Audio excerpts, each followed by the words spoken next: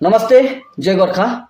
र हिजो बेलुकी मैले एउटा भिडियो अपलोड गरेको थिएँ, जीएसी यानी कि गोर्खा अटोनोमस काउन्सिलको विषय लिएर एउटा भिडियो अपलोड गरेको थिएँ।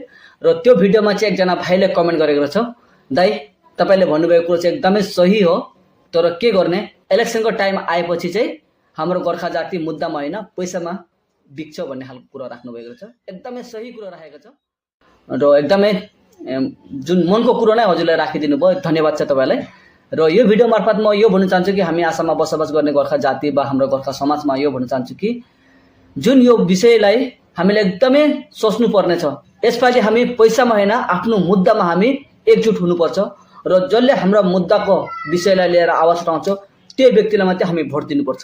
र साथै हामी आसाममा बसोबास गर्ने हाम्रो गोर्खाली कन्टेन्ट क्रिएटर साथी वा भाइहरूलाई म भन्न चाहन्छु कि तपाईँहरूले प्लिज यस मुद्दालाई अलिकति भए पनि अगाडि लाने कोसिस गर्नु होला वा यस मुद्दालाई हजुरहरूले पनि आवाज उठाउने कोसिस गर्नु होला।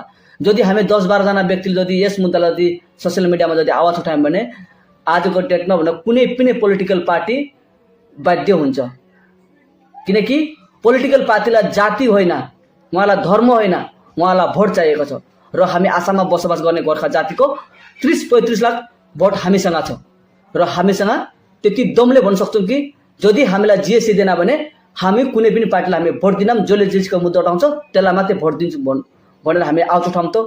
बाध्य भएर उहाँहरूले हाम्रो जिएससीको मुद्दालाई आवाज उठाउँछ वा हाम्रो जिएससीको मुद्दालाई उहाँहरूले माने सम्मान दिन्छ वा इज्जत दिन्छ।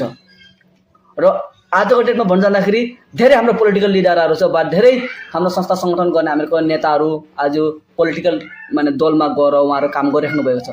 तर जतिखेर उहाँहरू संस्था सङ्गठनमा हुन्छ त्यतिखेर उहाँहरूले भन्छ नो जिएससी नो रेस्ट, र पोलिटिकलमा पस्ने साथ चाहिँ उहाँहरूको नो जिएससी नो रेस्ट कहाँ हराउँछ थाहै हुँदैन। अब कसैलाई आज डेटमा भन्न जाँदा कुनै एउटा संस्था सङ्गठनमा गएर पोलिटिकलमा पसेको कुनै एउटा नेताले त्यो कुरो लिएर वा त्यस विषयलाई लिएर आवाज उठाएको हामीले अहिलेसम्म देख्नु पाएको छैनौँ। र तपाईँहरूले स्वयं उठाउनुपर्छ भन्ने कुरो छैन र तपाईँहरूलाई पनि हामी तपाईँहरूलाई पनि म त्यसरी भन्दिनँ कि तपाईँहरूले उठाउनु पर्छ पनि त्यो भन्नु, तर तपाईँहरूमा जब तपाईँहरू सत्तामा हुँदाखेरि तपाईँहरूले एटलिस्ट त्यस विषयलाई हजुरहरूले आफ्नो मानेका जुन सिएमसम्म त तपाईँहरूले लानु सक्नुहुन्थ्यो नि त।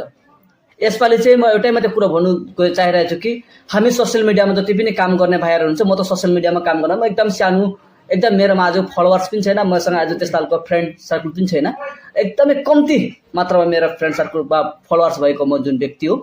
र भए पनि म यस विषयलाई आवाज उठाइरहेको छु र एकदम धेरै जुन फलोवर्स भएको भाइहरूलाई भन्न चाहन्छु वा साथीहरूलाई भन्न चाहन्छु, तपाईँहरूले प्लिज आफ्नो जातिको लागि, आफ्नो भविष्यको लागि वा आफ्नो पहिचानको लागि तपाईँहरूले यस विषयलाई आवाज उठाइदिनु होला।